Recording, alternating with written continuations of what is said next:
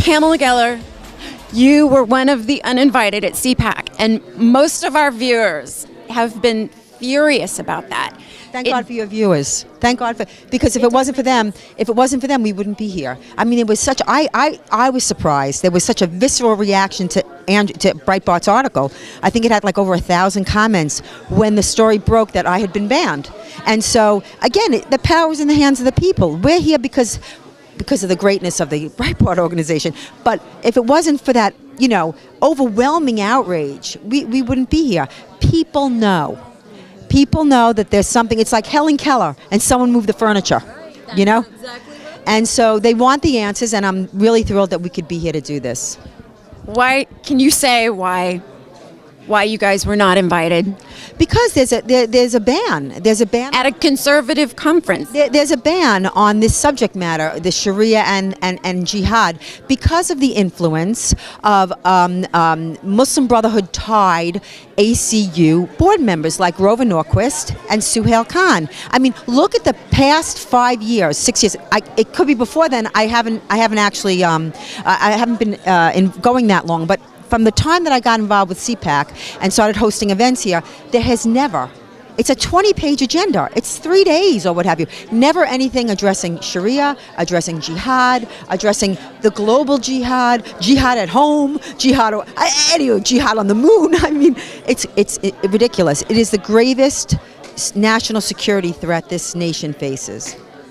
There were other groups that were on the panel with you as well that were uninvited too. And it absolutely baffles me why this group would be shut out. This is the thing that most conservatives want to hear about. They're not hearing about it. They come here to get educated. They come here to get activated. They're being betrayed. They're being betrayed. Al Cardenas has a problem. That board has to be purged. Does he have the power? I don't know.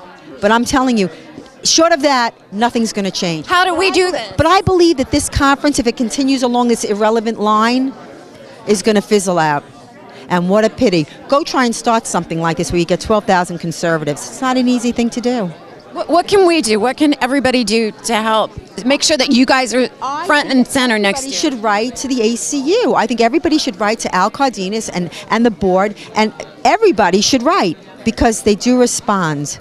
The war in the information battle space is to disarm the American people. That's what you see happening here. They're disarming the American people, obfuscating, sanitizing jihad.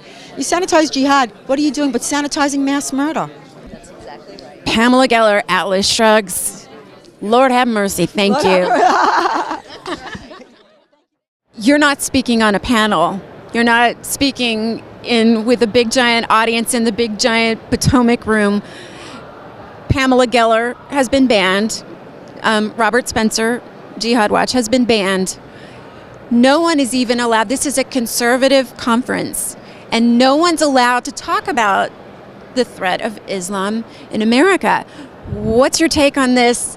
Suhail Khan, Grover Norquist, what are you afraid of? We kind of know, but really? Why? Well, this may sound like inside baseball, but I think your audience has probably been exposed to this. I know certainly through your work with Front Page Magazine and others, you've helped explore this problem. I'm sorry to say it's not just the Islamist threat.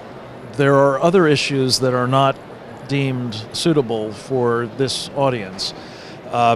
For example, immigration is only discussed really now, but in terms of what we can do to open our borders, or at least keep them open and be more inclusive. We've got issues involving the national security, the defense budget. It's almost entirely being discussed now in terms of how much can we cut it. And to the extent that there is another side, it is scandalous that it's at least not being really subjected to a rigorous debate here, especially as we are, I really believe, in the middle of what I call the war for the free world. These are issues that should be front and center. Grover Norquist and Suhail Khan are two members of the board of directors of the American Conservative Union.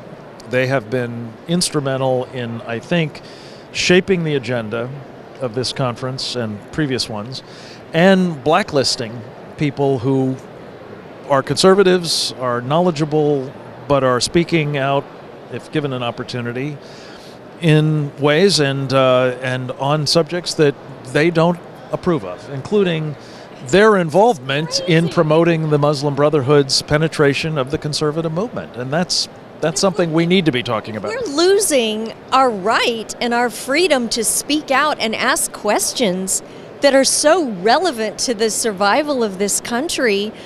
What is happening? Why is there no outrage about this? If you're shut down at a conservative conference for asking a question, what is this? What is going on?